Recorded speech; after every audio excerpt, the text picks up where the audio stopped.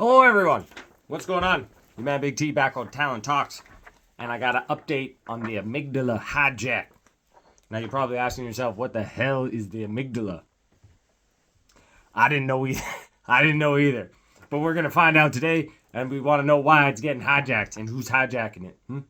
Who's hijacking the amygdala? Okay, so this is what I asked ChatGPT. I asked for some info. It's fast at getting it, right? I want the info now. Bam, like that. Okay, so I said, in detail, explain what amygdala hijack is and what happens when we give in to it every time. ChatGPT replied, the term amygdala hijack refers to an intense emotional reaction that occurs when the amygdala, a part of the brain responsible for processing emotions, particularly fear and anger, overrides the more rational part of the brain, the prefrontal cortex. This concept was popularized by psychologist Daniel Goleman in his book Emotional Intelligence, where he explained how this process leads to impulsive emotional responses that are disproportionate to the situation at hand. So in layman's terms, you're overreacting. That's what that means. Okay, so what happens during an amygdala hijack? The amygdala is an ancient part of the brain designed to detect threats and initiate a fight or flight response. It's essentially the brain's alarm system, which has been crucial for survival throughout evolution. So number one, perceived threat. When you encounter something that your brain perceives to be a threat, whether real or imagined. Keywords there, real or imagined. So think about it. You can have one single thought and put yourself into fight or flight mode. Isn't that crazy? The amygdala becomes activated. It could be a physical threat, like someone attacking you, or an emotional one, such as harsh criticism. Number two, fight or flight activation. Once the amygdala is triggered, it quickly prepares your body to respond by releasing stress hormones like adrenaline and cortisol, increasing your heart rate and blood pressure, sharpening your sense and focusing your attention on the perceived threat. Number three, prefrontal cortex suppression. The prefrontal cortex, responsible for rational thought, logic, and decision making, gets suppressed. This is crucial because your body is prioritizing speed over accuracy. It needs you to act immediately rather than thinking things through. Number four, emotional reactivity. As a result, your response is purely emotional and impulsive. You may lash out, become defensive, or flee the situation without considering the broader consequences. This can lead to anger, panic, or fear-based reactions that feel uncontrollable. So what happens when we give in to the amygdala hijack repeatedly? Whether we're aware of that or not. I didn't even know what an amygdala is. Right? Now I do. Now you do. So, when we give into amygdala hijack repeatedly, several negative consequences can emerge, both psychologically and physically. Emotional reactivity becomes a habit. This is number one. The more often you experience an amygdala hijack, the more your brain becomes wired to respond emotionally rather than rationally. You develop the habit of reacting impulsively to triggers, reinforcing this behavior pattern over time. So every time you give in to whatever thought, whatever situation, whatever it may be, every time you give in, you're just strengthening it. I like to use the example, which I think I read in the last one, was this individual was scared of going shopping. So they started having anxiety when they had to go shopping, go grocery shopping. And then so they pull into the parking lot and they start having anxiety attack, and then they leave because of the anxiety attack. Well, they just reinforce that. So now we pretty much train ourselves to be that way by giving in every single time, right? So that's where we need to stop and be like, you know what? I need to do what I need to do, right? Just do it. The brain is plastic, meaning it adapts based on experiences. Constantly giving in to these hijacks can create neural pathways that make emotional overreactions a default setting. Oh my God. Emotional overreactions a default setting. I thought we all wanted to be happy. But how can we be happy if we're setting emotional overreactions as a default setting? That should be under hidden settings that it takes a long time to find it in order to enable it. 2, strained relationships. Regularly succumbing to emotional outbursts can strain relationships, as others may view you as volatile or unpredictable. People may find it hard to communicate with you, fearing emotional reactions or misunderstandings. Over time, this can lead to social isolation or conflict with loved ones, colleagues, or friends. Very true. Impaired decision making. When the prefrontal cortex is repeatedly bypassed, you don't give yourself the chance to make thoughtful decisions. This leads to poor judgment and decisions that you may regret later. It may also cause escalation of conflict, where small misunderstandings snowball into significant arguments or problems because of an emotional overreaction. Increased stress and anxiety. Living in the state of constant emotional reactivity puts your body in a chronic state of stress. This keeps your cortisol levels elevated, which has numerous negative effects on health, including anxiety, depression, digestive issues, and immune system suppression. Immune system suppression. Mon Dieu. Oh. See, isn't it great learning? Look at how much we're learning. Okay, mental exhaustion. Constantly engaging in emotional firefights and dealing with the fallout of poor decisions can lead to mental burnout. The energy required to manage the emotional roller coaster and its consequences can drain your mental and emotional reserves. This leads to poor focus and productivity in other areas of your life as you become consumed by stress and emotional turmoil. And see, this is what I'm just trying to teach. I'm just trying to bring this knowledge to those that aren't seeking, right? Aren't seeking knowledge. And I'm trying to make it fun by being a goof, by trying to make some jokes that may not be funny to you, but I laugh at myself later. But yeah, see, like, without any active want or need to figure ourselves out or whatever it may be, how would we ever know about this? How would we ever know that we have control over this scenario, which we will get to as I continue. Health issues. Prolonged stress from repeated amygdala hijacks can have serious physical health consequences. Long-term exposure to elevated stress hormones like cortisol can lead to heart disease, high blood pressure, diabetes, weakened immune system. Number 7, loss of emotional control. Over time, you may feel like you have less and less control over your emotions. This can result in feelings of helplessness, as though you're a victim of your own emotional reactions. This could lead to low self-esteem or a negative self-image as you repeatedly regret actions taken during moments of hijack. But don't worry. How to prevent and manage amygdala hijack is just on the other page. So let's get into it.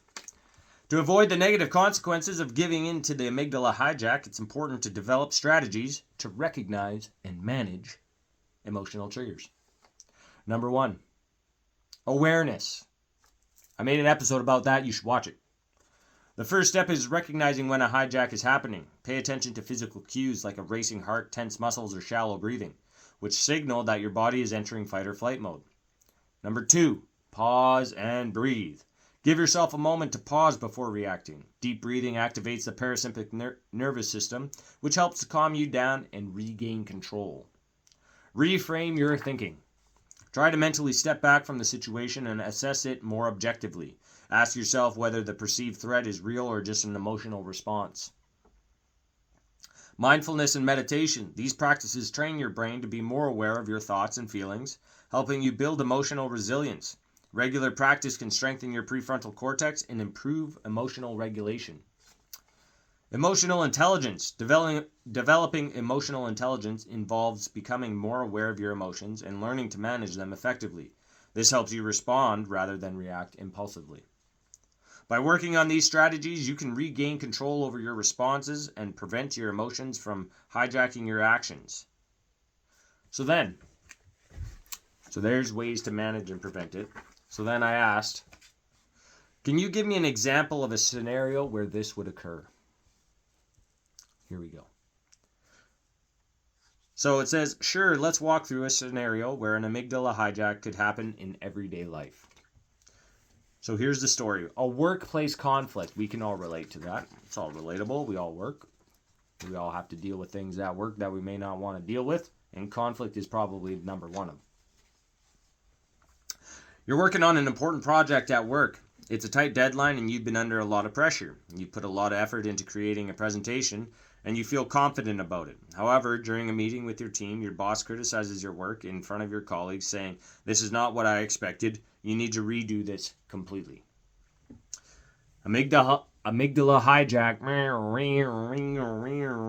Number one trigger. Your boss's public criticism feels like an attack. It triggers feelings of embarrassment, inadequacy, and possibly fear of failure. Your amygdala perceives this threat to your self-esteem and professional standing. In your brain, the amygdala takes over and triggers a fight or flight response. In this case, the fight mode is activated. Round one, fight! I don't know. I thought Street Fighter when I heard that. Number two, emotional reaction. Without thinking, you immediately respond with anger. Your heart races, muscles tense, and you feel the surge of adrenaline. You snap at your boss saying, "How can you say that? I've worked tirelessly on this, and it's not my fault you didn't give clear instructions in the first place."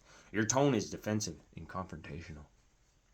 Number three, suppression of rational thought. In this moment, your prefrontal cortex, which would normally help you think things through rationally, is suppressed. Instead of taking a moment to understand the feedback of your calmly discuss it, you've responded emotionally out of frustration and hurt. Number four, consequences. The meeting becomes tense and your boss, feeling disrespected, becomes irritated as well. The conversation escalates into a heated argument. Your emotional outburst undermines your professional demeanor and your colleagues may feel uncomfortable. Afterward, you feel regret and embarrassment for reacting impulsively and you worry about damaging your relationship with your boss. So, there's the context. What could happen if you regularly give into an amygdala hijack? Damage professional relationships. If you often react this way to criticism, people at work may start to see you as defensive or unapproachable, making it hard to collaborate. Missed growth opportunities. By reacting emotionally, you miss out on valuable feedback that could help you improve your work. Over time, you may find yourself stuck in the same patterns, unable to grow and adapt. Increased workplace stress. Constantly engaging in emotional conflicts can lead to a stressful work environment, leaving you feeling mentally drained and anxious. Nobody wants to deal with that. Alternative response with emotional regulation. If you were able to pause and regulate your emotions, recognize the trigger, you feel the initial sting of criticism, but you take a deep breath and remind yourself that your boss's feedback isn't a personal attack. Pause and respond. Instead of reacting defensively, you could calmly ask, "Can you clarify what you were expecting? I'd like to understand so I can make the necessary changes." That's very good. It's very professional. Productive outcome. The situation remains professional and you get useful feedback that helps improve your work. Your boss appreciates your openness and the relationship remains intact. This example shows how an amygdala hijack can quickly escalate a situation and lead to regrettable actions, while emotional regulation can foster a more constructive outcome. So then I said, can you now give me a second scenario where we become aware and prevent the amygdala hijack? So he kind of already did that, but it went through the whole scenario. But let's go through another scenario where during the scenario, the prevention is taking place. A traffic incident. Nobody likes getting cut off, right? You're driving home after a long, stressful day at work. Traffic is heavy and you're feeling tired and impatient. As you merge into another lane, another driving lane suddenly cuts you off, forcing you to hit the brakes hard to avoid a collision. You feel a surge of adrenaline as frustration and anger bubble up. Moment of potential amygdala hijack. The other driver's action triggers your fight or flight response, and your amygdala senses a threat. Emotionally, you feel disrespected and angered, by their careless driving. You have an immediate urge to lash out by honking aggressively, tailgating them, or yelling through the window. Preventing the amygdala hijack. Recognize a trigger. You quickly notice the physical signs of emotional escalation. Your heart is pounding, your breathing has sped up, and your hands are gripping the steering wheel tightly. You realize this is the beginning of an amygdala hijack. You become aware of the situation, that this situation is triggering your fight or flight response, and that you are on the verge of losing control. How great is it to know that you're about to lose control? Pause and breathe. Instead of giving into your immediate emotional impulses, you take a few slow, deep breaths. This helps activate your parasympathetic nervous system, which calms your body down and allows you to take a moment to think. With each breath, you feel your body to start to relax, and the intensity of your anger begins to decrease. Reframe the situation. Now that you've given yourself a brief pause, you reflect on the situation. You realize that the driver cutting you off while frustrating was likely not a personal attack. Perhaps they didn't see you or were in a rush. You remind yourself that reacting angrily won't change the situation or make you feel better. It will only add unnecessary stress to your day. Number 4, make a conscious choice. Instead of reacting with aggression, you choose to let it go. Let it go. Let it go. Sorry. You release your tight grip on the steering wheel, take another deep breath, and focus on the rest of your drive. By choosing not to escalate the situation, you maintain control over your emotions and avoid a potentially dangerous or stressful outcome, which is very true because when you get into road rage situations, you never know what the other person may do. So the positive outcome. You continue your drive home calmly without letting the incident ruin your evening. The frustration you felt dissipates quickly because you didn't fuel it with an emotional reaction. You avoid a possible escalation that could have resulted from aggressive driving or road rage, which could have led to further stress or even an accident. You feel a sense of control and empowerment, knowing that you were able to regulate your emotions rather than being controlled by them. What you gained by preventing the amygdala hijack. Preserve peace of mind. By calming yourself down and reframing the situation, you prevented the negative emotions from lingering and affecting the rest of your evening. Enhanced emotional regulation skills. Each time you successfully manage a situation like this, you strengthen your ability to recognize triggers and regulate your emotions. Over time, this makes you more resilient to stressful events, which is very true.